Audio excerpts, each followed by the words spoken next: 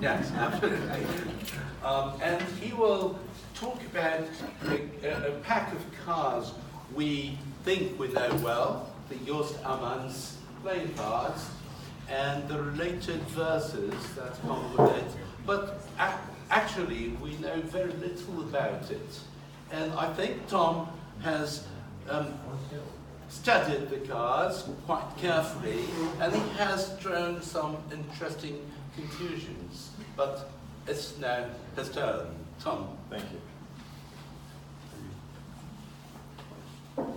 Thank you. Hello.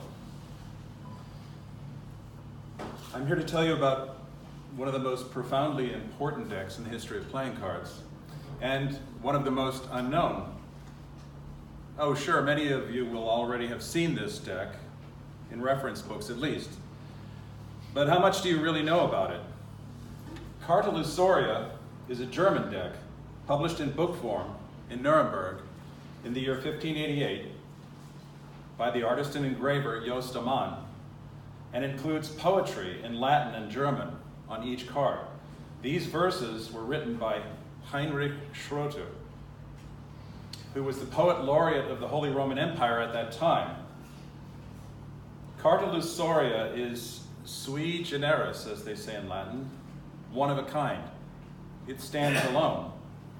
As we shall see, this deck was designed specifically for divination and prophecy, and not of the parlor game variety, but as a new form of high Renaissance divination in the tradition of Virgil's epic and deeply divinatory poem, the Aeneid.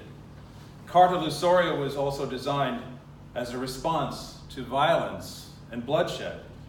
This humble pack of cards is nothing less than a plea for peace in troubled times. When I first bought this beautiful and astonishing deck of cards at auction at Christie's, New York in 2014, spending far more money than I had ever spent on any other deck of cards, I sensed it might actually be a bargain. I had no idea how true this would turn out to be. No other deck of cards had appeared at auction in some 35 years or more up to that point.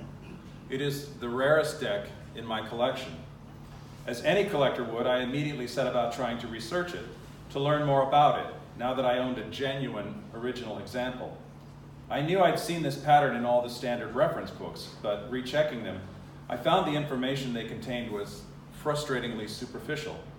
As time went on, I began to realize this deck has in fact been sorely neglected by the playing card community. What do I mean by neglect? Simply this. All the standard reference works said in essence, oh yes, we know all about these wonderful cards done by Jost Amman in Nuremberg in the year 1588. They certainly are early, beautiful, unique, and rare. The problem is they stop there. They always ignore the obvious, which is that these cards came with verses attached. Didn't anyone wonder what the verses said? Most of the standard references said only that these were moralizing verses that preached about the superiority of virtue over vice, labor over idleness, the most shallow and simplistic statements possible, which would turn out to be mostly false, as the cards make much of certain pleasures and vices. Searching the internet for more, I would occasionally come across someone who'd at least attempted to translate a verse or two, or even several. I even found a website where someone had struggled to translate about 25 or 26 cards, about half the deck. That website seemed to be dead. It had not been updated in several years. As time went on, I would come to realize how inadequate these translations were. I eventually redid them all. I'm not much of a Latinist, but I struggled along myself with Google Translate and a stack of hard copy Latin dictionaries and other sources, staying up very late at night, trying to coax some precious bits of meaning from the verses. I also tackled the job of translating the long dedicatory poems at the front and back of the book, which, as far as I can tell, no one has ever done. I keep expecting that at some point, someone will step forward and inform me, this has all been translated before by someone much more qualified than me. And I would be very happy to hear it. Finally, I would have a reference point to work against, comparing my translations to some objective standard. I am sure my translations include lots of errors and mistakes, and a true Latinist and scholar of the classics could probably do much better, and possibly already has. But if this person exists, their work has been completely ignored by scholars and historians in this field. I also did a lot of art historical research on some of the things I was translating. I ended up writing a lengthy series of articles over a period of 3 years, documenting my findings and trying to explain the deck to others. These articles were published in Clear the Decks, the Journal of 52 Plus Joker, the North American Playing Card Collectors Group. It took me 12 long-winded articles just to explain the basics. I realized by the last few articles that when people tell me this deck is early, beautiful, unique, and rare, the only rational response is to say, you have not yet begun to talk about it. In this short talk, I can't possibly give you a sense of everything I covered in all 12 articles. But I can tell you this. Charta Lusoria is not merely a non-standard deck of cards. It stands alone, almost as a new category of cards. It is a field of study unto itself. It is every bit as important as the very first tarot deck. In addition to rewriting playing card history as we know it, particularly regarding issues of divination and cartomancy, Charta Lusoria raises profound issues, touching on war and peace, violence in the streets, the history of Western civilization, from the Greek and Roman classics, Virgil in particular, right up through the Northern Renaissance. It touches on good and evil, pessimism and optimism, mythology, philosophy, psychology, and religion. Charta Lusoria is a masterpiece of Renaissance humanism. I fully expect that playing card historians, if they are serious playing card historians, not to mention historians generally, will be arguing over its correct translation and interpretation for decades to come. I am here today to help us get started. Since we're very short on time, I just want to talk about the primary controversy this deck resolves for playing card history. Here's the question we're going to be looking at today. Did cartomancy or fortune-telling or divination with playing cards, whatever terminology you want to use, did this exist before the 18th century? As we often read, it did not. Up until now, we've always been told that there's no evidence, or that the evidence is very scant and subject to multiple interpretations. What has been recorded in the history books is that the answer is no, or probably not. But this is quite wrong. It turns out the answer is an unequivocal yes. But why is this? Why have historians come to this erroneous conclusion that there's no evidence of playing card divination? Let's quickly run through a top 10 list, with apologies to David Letterman, of reasons why we might expect that divination with playing cards, if it did exist, would be poorly documented. Number 10, everything was poorly documented in past centuries. Much of history is lost history, events which were never documented. Number 9, wars, disasters, etc. So many things that once were documented are lost to us. Just think of all the bad things that have happened in European history, from book burnings and the destruction of whole libraries, right down to the smallest bookworms, relentlessly turning printed paper into dust. It all takes its toll on the historical record.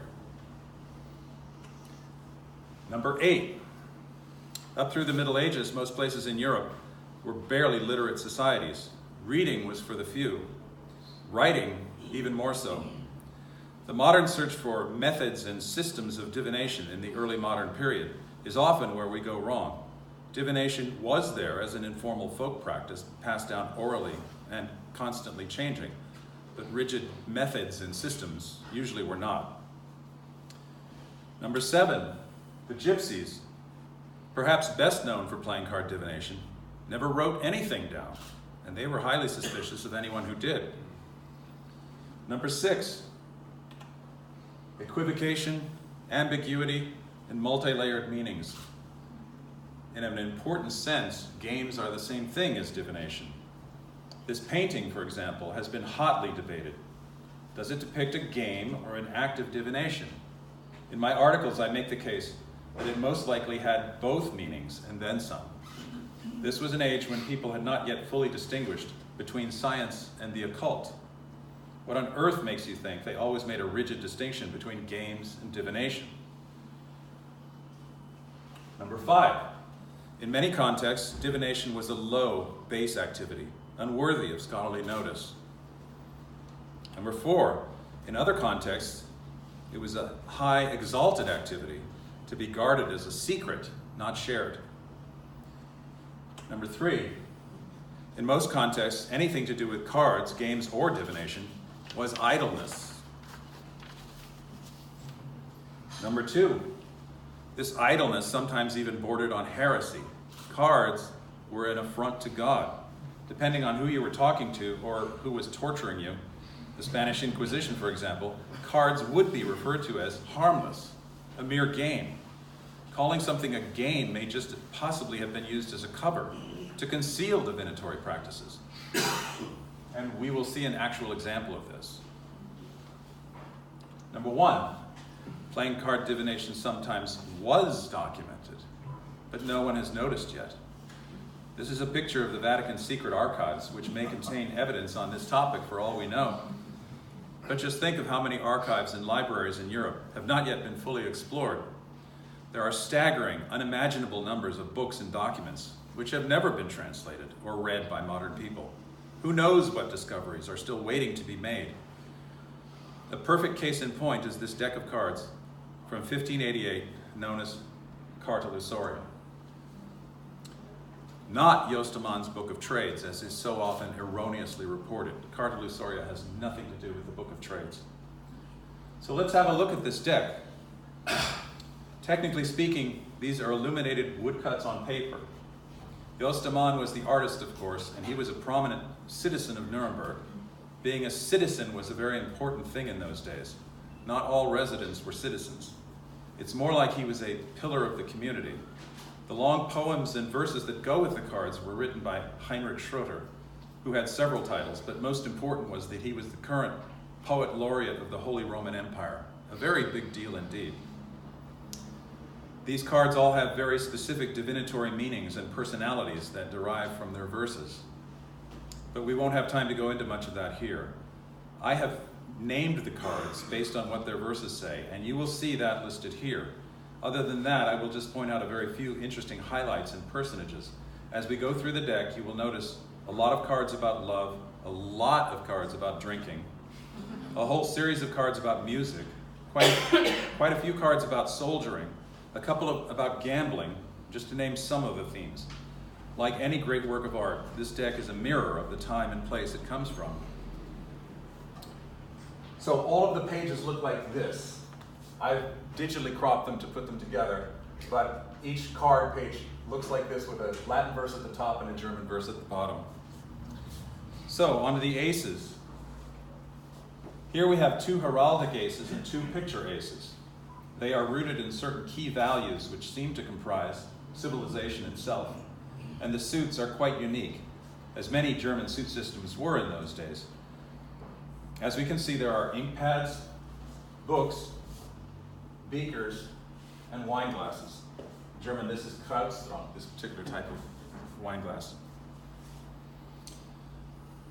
Taking a look at the 2s, these continue the themes of work and pleasure. It's obvious which are which. Onto the 3s. Here we start to get into more complicated situations. One interesting pair is the happy marriage, or the well-ordered household in ink pads, which shows a card game between a husband and a wife, and it's contrasted with the dissolute household in wine glasses, where they do nothing but drink all day. The false divine in books seems to be an anti-Catholic statement.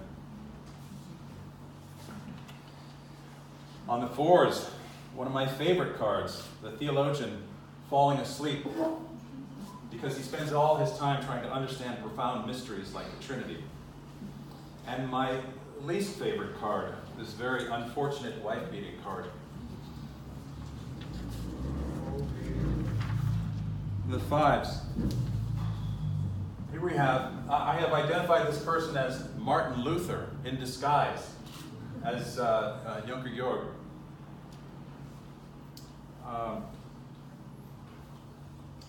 And he's being horribly abused by these monkeys in the suit of books. And a pair of lanzknechts dueling to the death over whose clothing is prettier. The verse making an anti-war statement in the suit of beakers. On the sixes, we have cards about love and sex. No, wait, make that sex and love. Sex in ink pads and love in books. And a card that says all people, young and old, are obsessed with lots and gambling. So we might as well make it into a friendly drinking game. On the sevens, a card that says, don't beat your wife, thank goodness. It'll only make her meaner. And a very hot and weary cook badly in need of a drink after work, in the suit of beakers. And one of the true pearls of wisdom in the deck, an obscure allegory of a fool down on his luck, seeing his cat playfully capering to get the meat on the spit and suddenly realizing that's how he himself must have once looked to the king, singing for his supper, as it were. The eights, a message to thieves and other bad people that it doesn't matter if they get caught or not because God sees everything. Another musical card in books, and two more cards about the joys and sorrows of drinking in beakers and wine glasses. The nines, a card showing soldiers dividing up the spoils of war by gambling in ink pads. Yet another musical card, which lays out the proper order of society in wine glasses. This glass at the bottom here feeds and nurtures all the other glasses above it. This is the lowest class of society, and this is kings and princes as you go up.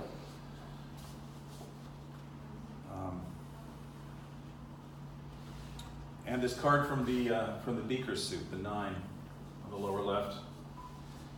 This card is worth lingering on for a moment because it's the one that Jost Amman signed. You can see his initials, IA, here. Why would he sign this one? Well, the scene was very difficult to identify, but this is the old Aesop's fable of the wolf and crane. One fine day, the wolf was bolting down some poor animal, eating too fast as usual, and he got a bone stuck in his throat and started choking to death. He ran through the woods, gasping for help, but all the animals just ran away. All except for the crane, that is, who stepped forward to help. The wolf yelped in panic, "If you can get this bone out of my throat, I will give you a great reward." So the crane fearlessly stuck his head down the wolf's throat and managed with great effort to yank the bone out, whereupon the wolf simply walked off into the forest. The crane said, "Wait, what about my reward?" The wolf just turned and growled over his shoulder, "Your reward is that you have had your head stuck down my throat, and yet you live to tell the tale." This ancient story became a byword for anyone who ever felt unappreciated or taken advantage of by their bosses or by the powerful people in society. No good deed goes unpunished, in other words. Jost Amman was a famous artist, but he never made much money. He was constantly in debt, especially toward the end of his life when he created this deck. And he had lots of powerful and wealthy bosses, patrons, and money men that he had to answer to. Why do you think he chose to sign this particular card of all cards? The 10s, these beautiful ladies are not queens as we might be tempted to see them, but 10s. They're a little like banner 10s with their flying scrolls showing an X for 10. They deliver various messages about fame and celebrity in ink pads. Carpe diem, or seize the day, in books. How to behave properly at banquets by drinking. Unlike those heathen Turks, there are a lot of anti-Turkish rants in the suit of beakers. And trying to ease the nervousness of young people seeking to be received at court for the first time in the suit of wine glasses. The Unters and Obers. Now the Unters and Obers, I'll just give you a quick look. They have to be talked about together because most of them pair up rather nicely. Let me just flip back and forth between them for a bit.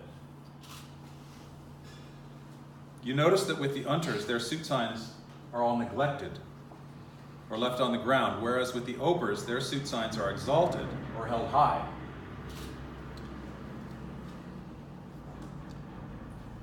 The Unter of Inkpads has to screw up his courage for war by remembering that it's all for his country.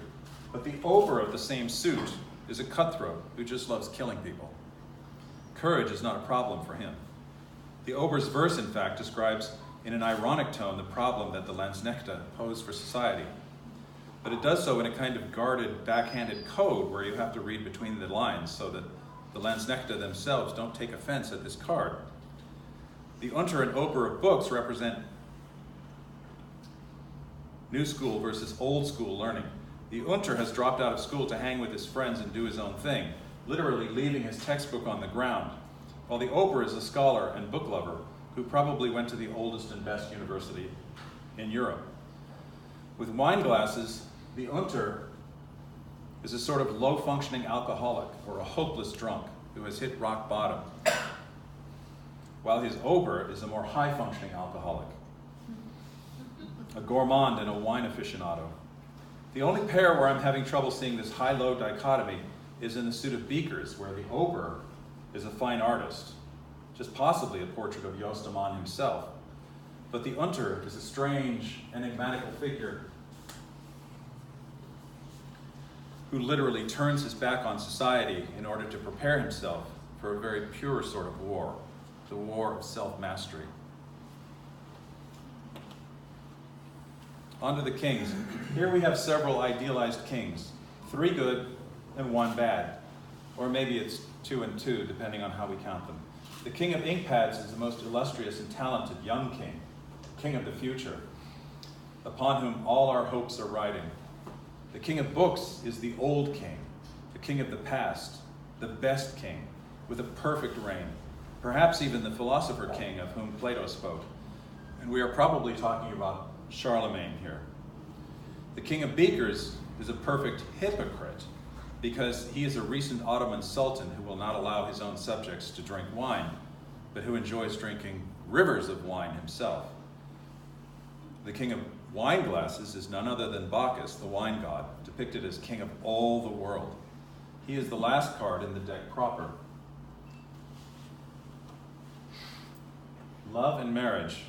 There are also 2 more unsuited cards following the deck, which I have named Love and Marriage after translating their verses. They are missing from my deck, but these images came from another copy in the famous Herzog August library in Wolfenbüttel. These 2 cards make a very funny and a very old joke about how love is all sweetness and light during the courtship, but after the marriage, the wife turns into a loud old battle axe that the husband and his mistresses are constantly hiding from. Also missing from my copy are all the Latin poems and dedications at the front and back of the book, as it was first published. Fortunately, I was able to discover other facsimiles of the deck in its complete form, so I would have access to these Latin texts. Here are 2 of the most useful, a modern reprint available from Amazon.com, and a facsimile of the book that was done by George Hirth of Munich in 1880. I have both of these with me here today if anyone would like to take a look at them later. Just think for a moment. Tarot historians should be green with envy at the thought of this document. How long have they searched in vain for some definitive statement or evidence of the intentions of the original designers of the tarot? Well, that's exactly what Charta Lusoria has that the tarot doesn't. In a few minutes, I'm going to run through just a few of the choicest passages in the first dedicatory poem to give you some idea of the kind of evidence that has lain hidden here, hidden in plain sight for over 4 centuries. But first, we need a bit of historical context. As we go through the poem, keep in mind that it is entirely Virgilian in character. I brought with me a paperback copy of Virgil's Aeneid.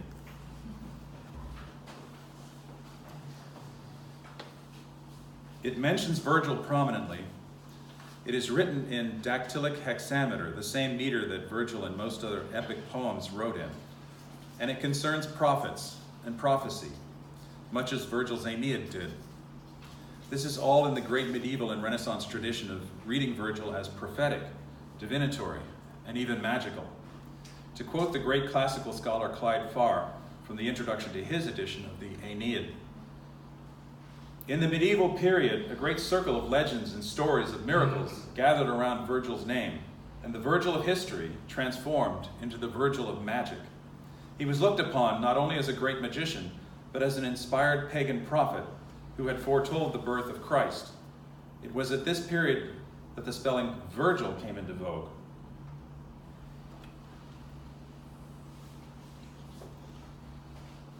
Thus associating the great poet with the magic or prophetic wand, called in Latin the virga. And we see here the early Christian author Proba, who wrote a life of Christ exclusively by cutting up quotes from Virgil and rearranging them. Just imagine if you could take cuttings from a movie like Citizen Kane, for example, and rearrange and edit them to tell an entirely different story and create an entirely different movie, say Jurassic Park. That's essentially what Proba did when she cut up Virgil's works and rearranged them to make an early Christian prophet out of them. And in so doing, she was one of the first to transform the long-dead Virgil into Christianity's idea of a wizard. This is technically an image of Proba teaching world history since the creation, but it's clearly a rather mystical, magical scene showing her emerging from clouds to wield this, her celestial wand. The Aeneid just happens to include a famous episode involving one of history's first magic wands. It was called the Golden Bow, actually made of gold. To find it, Aeneas needed the help of his mother, the goddess Venus. Possession of the Golden Bow was the only way Aeneas, as a living man, could prevail upon Charon to ferry him across the river Styx, accompanied by the prophetess known as the Cumaean Sibyl, so that he could visit his father's spirit in the land of the dead in order to learn all about his own personal destiny and the future of Rome itself. This, by the way, is the original and most accurate meaning of the term necromancy, divination by consulting the spirits of the dead. The great themes of the Aeneid, such as pietas, the combination of piety and dutiful respect, especially toward one's ancestors, divine intervention, fate, violence, and conflict, these themes align exactly with the themes of the poem in Charta Lusoria. Charta Lusoria was evidently intended to be a playing card version of something called the sortes Virgilianae, or the Virgilian lots, an ancient divinatory practice whereby the questioner would tell the future by choosing a passage at random from one of Virgil's poems and interpreting it as applying to their own situation. The poem itself is essentially a paean in praise of the Virgilian muse. Officially, the deck is dedicated as a courtly gift to the noble Rulin brothers. Unofficially, it is a peace offering to the violent Landsknechte, or country knights. More on that in a bit. But most importantly, on a literary and even mystical plane, the deck pays tribute to this Virgilian muse, an allegorical personage worshipped by poets, artists, and men of letters throughout the Renaissance. A very complicated legacy indeed. Paean, by the way, is a word of obscure etymology that most likely originally meant to cure illnesses through magic. And that's a very close description of exactly what this deck was meant to do. The whole deck is a kind of paean, or prayer, which seeks to cure the ills of society through divination. By the Renaissance, the tradition of poet as prophet was firmly entrenched, and Virgil is the leading exemplar of this. The poem we're concerned with here seems like it's going to be a long-winded dedication to the four noble Rulin brothers, to whom the cards are dedicated. And it is. But there's a lot more going on here. As I just said, Charta Lusoria was officially dedicated to the Rulin brothers, but unofficially it seems to have been dedicated to the Landsknechte. Based on my research so far, I believe these fearsome mercenaries were basically running wild in the streets of Nuremberg in those days, dueling and fighting, raping and pillaging, generally making life impossible for the peace-loving citizens of Nuremberg. At least, this is my best working theory to date. Page 1 almost immediately introduces us to the quote-unquote the current crisis, or whatever is going on in Nuremberg in 1588. That sounds like it is making the streets run red with blood. The Rulin brothers are praised as the only men who have the courage to stand up to whatever is going on. Though countless of ours I'm quoting now, though countless of ours now thoroughly abandon our region, these have shown manly virtue and loyalty, and thus far proved everywhere to be all too mortal, of unsullied trustworthiness, the very picture of clear-headedness, yet barely holding on. Page 2 continues this theme and fantasizes about what an advantage it would be if we could know in advance what was coming. This is not talking about fortune-telling as a mere parlor game, but high divination, which is necessary if we are to gain a crucial edge in this bloody fight for survival. Indeed, so far has the New Age fallen, we concede as much. No one except enemies on high, and our own talents inauspiciously begotten, and our freeborn minds despoiled and denied. Certainly, in these strong circumstances, in these our times, many indeed would foretell in advance the cestos of our land, as well as sing volumes, to prophesy of times to come. This word cestos needs explaining. It probably means a focal point or linchpin. Sestos was an ancient town on the Gallipoli Peninsula, the traditional and most strategic crossing point between Europe and Asia.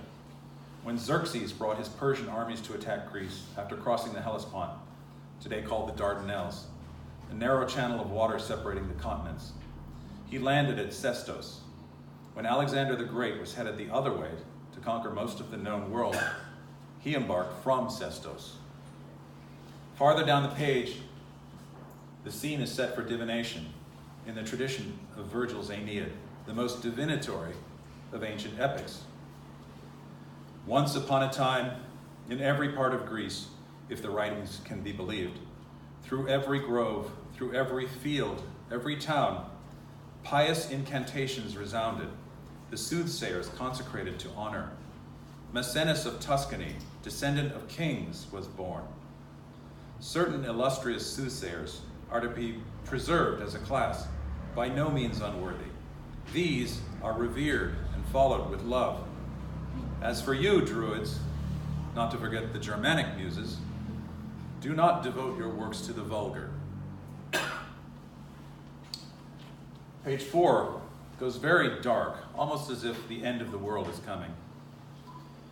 But the world goes on now with the stage inverted, everything ruined, and no virtue endures to nourish this theater. Go ahead, chop it up. Useless is the name of the muses, and the heart of the city reaches the point of no return, is worn down and dies in the shadows. Human life right along with it, as visions of darkness infect the brain, play tricks on the mind, and false imaginings offend the eye, and empty hopes pile high. It goes on in this vein, extolling the importance of venerating one's ancestors and lamenting about how the world as we know it is falling apart at the seams. Prophecy and divination are the only possible remedy. Page 7 is really the jackpot, where we learn the most about the deck and its intended purpose. And in their affairs, hurry to the aid of the weary muses. Prophesy of future ages, and you lighten the earth. Everlasting praise will never despoil or bring ruination. Stir up the heavens, whereby you afterwards shall see the destiny of your descendants through their piety exalted above men, above gods. And the big finale, starting with a bit of humility in presenting these cards as a courtly gift, but a humble one in the manner of the little drummer boy. I cannot give radiant yellow gold. I cannot bestow as King Midas of Phrygia, nor the talents of Pelops. I have not the wealth of King Cinyras, nor the great furniture of Codrus, nor the exotic fruits of King Alcinous, as do certain rich people among us.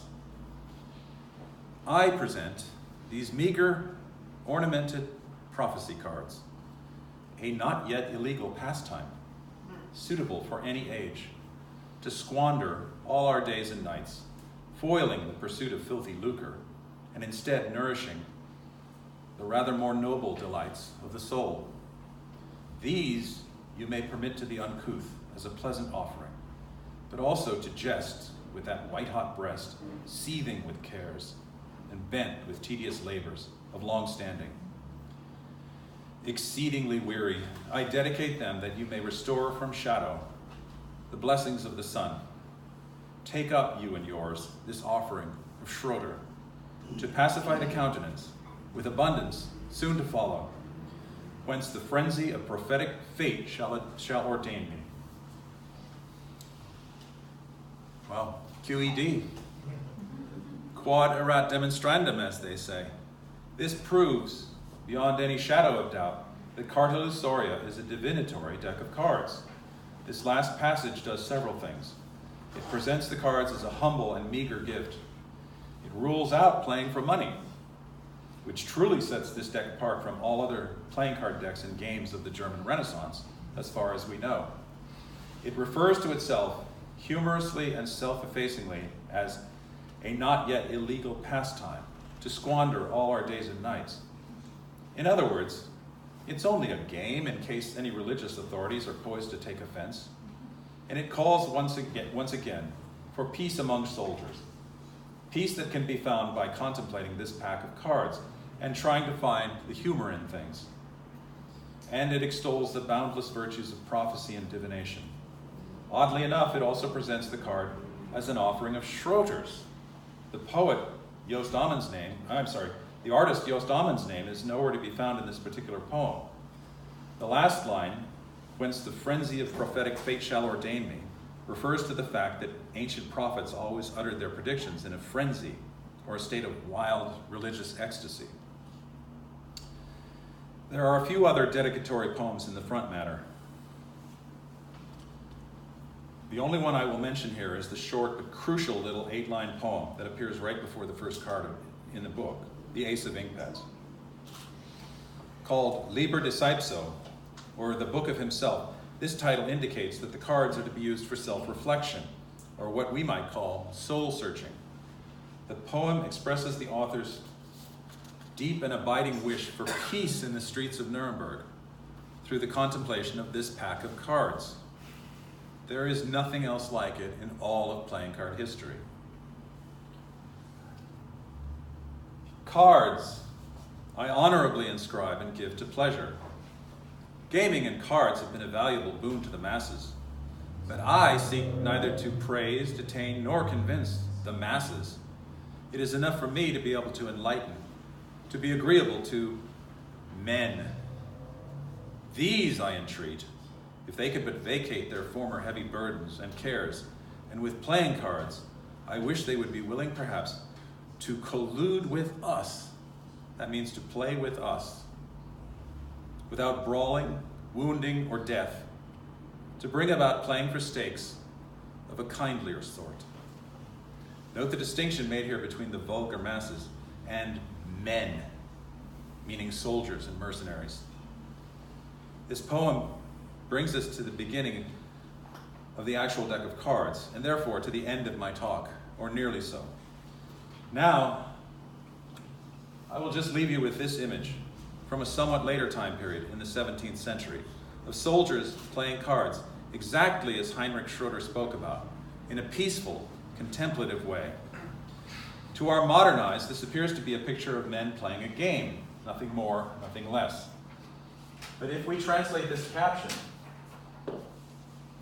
we are clued in that the artist, and by implication other people in that era, thought of this scene as having a kind of divinatory significance. The raucous drums are silent, and tiresome pickaxes and mattocks are stilled, as for a time they delight in cheating fate. And there you have it. Not only are they playing a game, they are cheating fate. What does this mean? Well, according to the first line, the soldier's destiny is constant marching and constant manual labor. Oh, sure, they're probably cheating in the game as well, although you may notice there are no coins or other stakes visible anywhere. Remember, the meanings are going to be multi-layered, or polysemous, as the linguists like to say. But the larger point is that by slacking off of work and playing a game, These men are actually altering their own destiny, shaping it a bit more to their own liking, squeezing a bit of fun out of life. It shouldn't all have to be nothing but marching and hard labor. And this is the larger purpose of any sort of recreational activity. All games are divinatory in this larger sense. You are changing your own destiny, at least a little bit, whenever you play a game.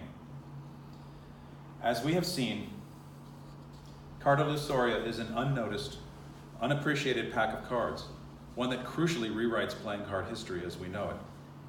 The next time you read the so-called conventional wisdom that there is no evidence, or only scanty evidence, of playing card divination before Court de Gabelin and Atala came along in the late 18th century, you will know that this is simply not correct. It all started at least 2 centuries before that, in Nuremberg, in the year 1588. Thank you.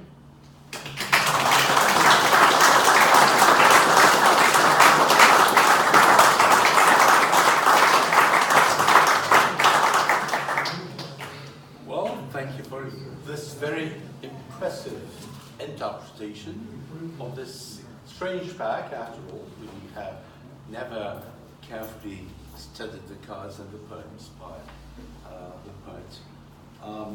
I guess perhaps your translation may be checked. Oh yes. Oh yes. For a few sentences, I spotted a few mistakes in your translation. Yes, but the overall sense is quite clear. Yes. I mean, it would be difficult to argue that the poem means something else. It's all about accounting, or it's all about painting your house, or something like that. Yeah. Well, I'm not so much convinced, but I agree that some hints about the use of playing cards for divination are already there, and evidence from records, written records, in the 16th century and the 17th century, of course. I remember that Ross Caldwell published an article about this. Maybe you have read it in the playing card. I think it was in 2013 or something like that. I think I did read that, but he didn't translate as much of the Latin. He doesn't mention this back, I think. Right. At all. He was unaware of it. But it's in the rest of the references he mentions in his article that you may find other evidence for early divination with playing cards. Oh yes, I'm not claiming that Charta Lusoria is the only evidence. I actually think there's a lot of evidence for playing card divination in earlier centuries. And it was never really believable that they didn't use playing cards for divination, because they used absolutely everything for divination. They used, if you spit on the sidewalk, they would use that for divination. If the sun came through a crack, I mean, people, when your stomach rumbles, when you're heavy, when you're hungry, there's a species of divination, I don't know the name, but it has a technical name. It's divination based on people's stomach growling. Divination based on a bug crawling across the wall. Divination based on this, that, everything.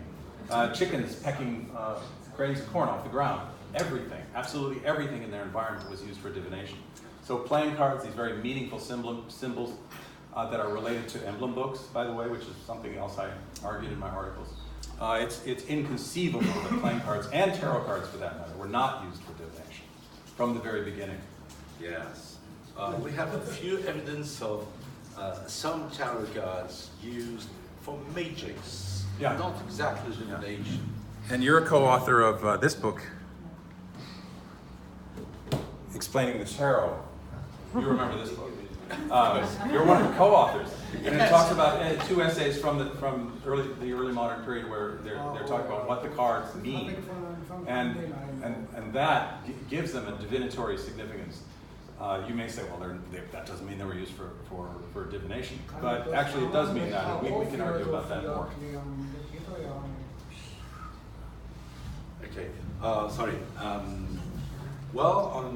They mainly use a Christian vision of the series of the tramps. Not exactly what I would call divination. Otherwise, Christian religion is divination. Maybe it's... Oh, there's so much evidence of divination throughout. There's all sorts of Christianized versions of divination.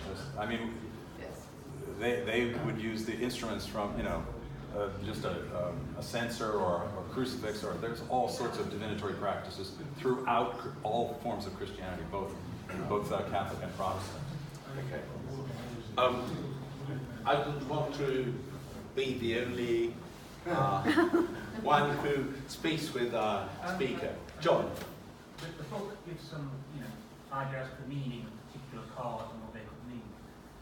Does it say how to actually solve? No, and of course that's the crucial question. There are other cases, like I think I showed a picture of Marcolini's book, which people have debated about a method of playing card divination. That book has a very specific method. Marcolini's Le Sorti from, I think, 1540 in Venice. But as for Charta Lusoria, as far as I've been able to tell, there's no method given. And I think the reason for that is they would have taken the method for granted at the time and thought it not worthy of writing down. They would have said, well, everyone knows how to use these. And it was also quite individual. People would use them however they thought fittest. So that is definitely a point to be made here. There's no method that I know of hiding in the verses. I could be wrong, and maybe a better Latinist than I am could coax a method out of the text. Like the early books of playing out of card games. Yeah. So very often they're incomprehensible because you won't assume knowledge. Right, exactly. So that's what you're saying. Exactly, yeah. That's my best working theory at this point. But again, I'd like some help on this. Jeff, maybe first. Are you of the opinion then that Schröter had the idea and got Amman to do the pictures? Because he's written this. I think so. I think so. There is a difference in status. Jost Amman is a citizen of Nuremberg, which is a very big deal. It sort of means pillar of the community, as best I can make out. But Jost Amman was higher than that. He was a knight and a poet laureate of the Holy Roman Empire. And the impression that I get is that... Schröter, yes. I'm sorry, Schröter. Thank you. The impression that I get is that Schröter is the one who's presenting this gift at court. And he commissioned Jost Amman to make the cards so that Schröter could present them at court. But there's also another poem that I didn't talk about in the back of the book, which is Schröter praising Jost Amman as one of the greatest artists of our age. So it's all tied together. And I think these relationships have yet to really be sorted out. That's something I'm more curious about as well. But my guess at this point is it's a gift of Schröter's. The poems are what's important. And there's certainly a gestalt effect here, where the poems are wonderful and the cards are wonderful, but either one alone is much less. When you put them together, the cards with the poems, there's a gestalt effect where the whole is greater than the sum of its parts. And that's what really the playing card community has not yet begun to study, in my opinion. Thank you. John? Just curiosity, you said that each card has a poem in Latin and in German. Yes. Are those like parallel texts? They pretty much say the same thing, but the Latin poem above the card is always a four-line quatrain, and the German verse below is more in the vernacular. It says this, basically the same thing, but in a more vulgar way, perhaps, and it's a longer poem. It's some of them are, 15 lines or so. So also the idea was you bought the text and you bought the book. That's how we think it was produced. No, that's another one of the enduring mysteries about this. It was published as you see it in book form, and there were blank pages between all the cards. And some have suggested that was as a sort of ink blotter, and there certainly are blotches of ink. The blank pages are missing from mine. The front and back matter, including those two final cards, Love and Marriage, are missing from mine. But I have all 52 cards. And that's something I talk about in the articles, is this very mysterious issue of, well, is it a book or is it a pack of cards? It's sort of a weird thing that exists on the border between those two. And there are some cases where people have kept it together as a book, and that's the case with the one in Wolfenbüttel. And there are other cases known where people have cut them out, but the problem is, some people have tried gluing the verses onto the backs of the cards and so forth, but there's not quite enough room to do that. So in my articles I say, well, what's the truth? Is it a book or is it a pack of cards? And you can't really tell. And I say, it was an experiment. It was probably an experimental thing at the time. And it was probably a failed experiment, because it doesn't really work. Is it, you know, he didn't seem to quite know how to make it into a deck of cards and have the verses go with the cards so that you could actually, you know, deal the cards or have a you know, a divinatory reading. But I get the impression that, like they were saying about the deck of cards we saw at the museum yesterday, that they were for conversation.